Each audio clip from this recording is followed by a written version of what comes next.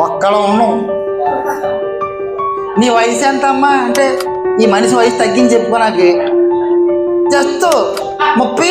అంటే ఈ మనిషికి 45 ఉన్నది ఇంకా 30 చెప్తారు. ఎప్పటి నుంచి 2015లో 30, ఆ 2015లో 30, ఇప్పటికి ఇంకా 2025 వచ్చేస్తున్నా జరిగే. కానీ కొంతమంది పెన్షన్లు అలాగే పోగొట్టేసుకున్నారు తెలుసా మీకు? పెన్షన్లు ఎలా పోయి తెలుసా? వయసు తగ్గించి చెప్పేసుకున్నారు. నిజానికి అంత వయసు దాటిపోయింది. ఇప్పుడు పెన్షన్ కావాలని అడుగుతున్నారు.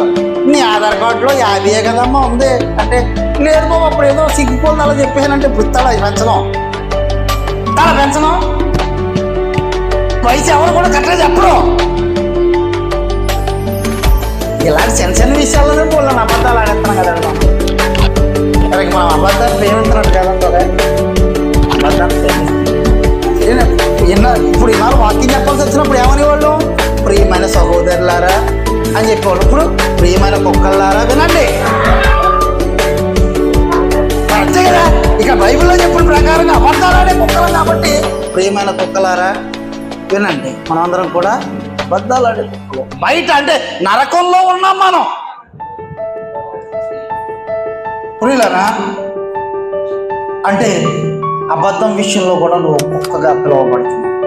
మనం అబద్ధం ఆడుతున్నాం. ప్రతి చిన్న విషయానికి, పెద్ద విషయానికి, ఏ విషయానికైనా అబద్ధం ఆడుతున్నాం. అబద్ధాలు ఆడే కుక్కల వాళ్ళు. అబద్ధం ఆడేవాళ్ళు ఎక్కడ ఉంటారంటే బయట నరకంలో ఉంటారు. ప్రియులారా గమనించాలి.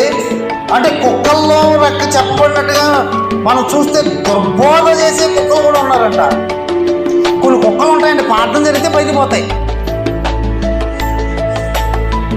బయట కూర్చుంటే కుక్కలు ప్రార్థన జరుగుతుంటే బయట కూర్చుంటాయి కొన్ని కుక్కలు.